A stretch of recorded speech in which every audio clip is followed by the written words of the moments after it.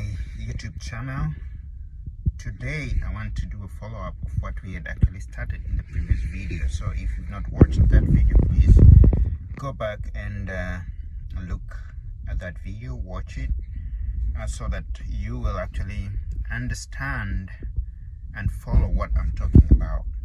I started to talk about the components of the body, and I remember I talked about the physical body, the structure of a human being, and say that today I'll start talking about the mind, which is also part of the human being. But just to stress on to say that you cannot separate these parts or like put them aside or and still have a human being. So a human being is a whole person, but we have these components that a human being has that help him or her to achieve the purpose and the reason to why a human being was created. When we talk about the brain is a very important component in a human being, because that is one of the things that differentiates us from other creatures, from even animals.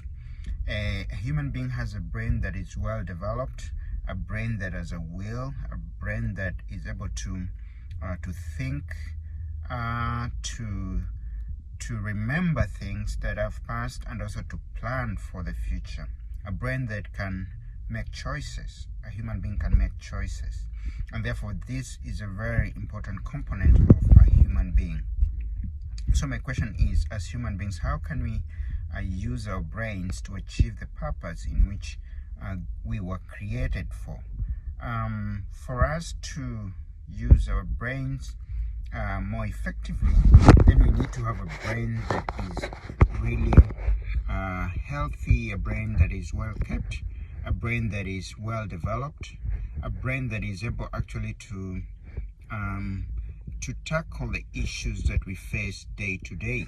And how do we help our brains to develop, to grow, to be mature? Then I want to point out that one of the ways that we can do that is by exercising this brain. Exercising the brain, I mean that we should do things that help the brain to think, help the brain to really comprehend, help the brain to work on actually bringing all these things into perspective. And how do we do that?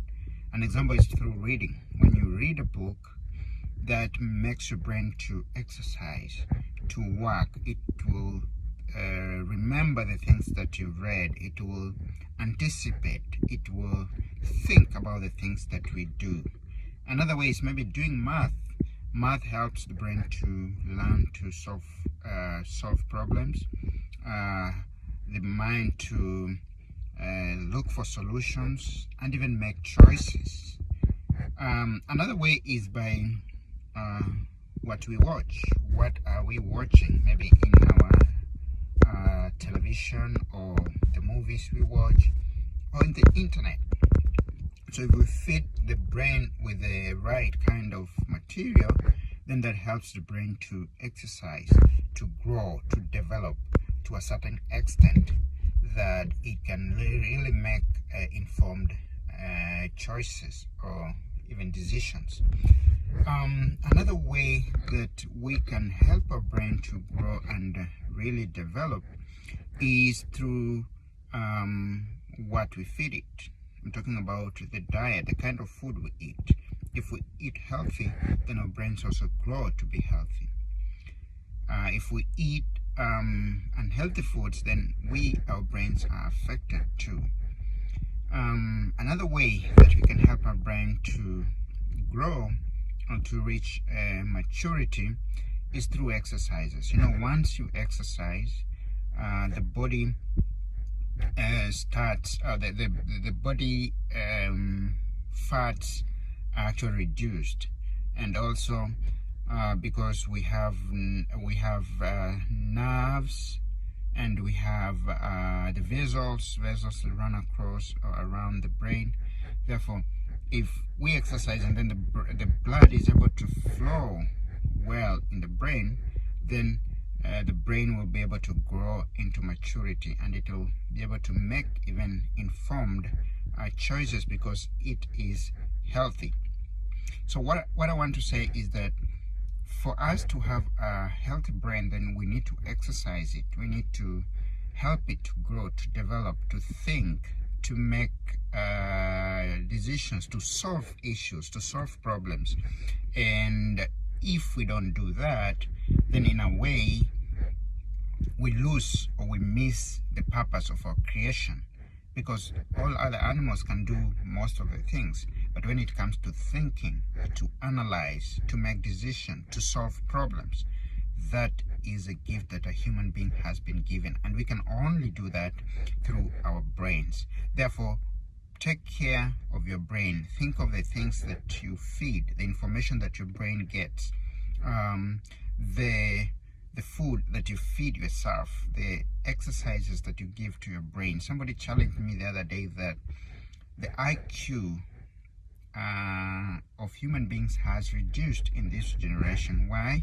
Because many things that are done today doesn't give our brain an opportunity to think, to solve problems. Many problems are solved for us, so what we do is just to consume. We don't have time to think and solve the problems. Remember, when you watch TV, everything is done for you. Yours is just to consume. You don't have a mind of thinking and analyzing the things that come on our way. Or even at school, when you do math these days, you don't just use your brain, but everything is calculated for you. Or even you use the calculator in a very simple sum that used not to be there some years back. And therefore, it is upon us to try to continue exercising our brain, giving it work, making it work, analyze, make choices, make suggestions, and so that we reach the purpose to which we were created as human beings. Thank you for listening to me and watching this video. Don't miss on the next video that I'll be talking about the spirit, about the soul that we have as human beings. So thank you for being with me. See you in the next one. Thank you. Bye.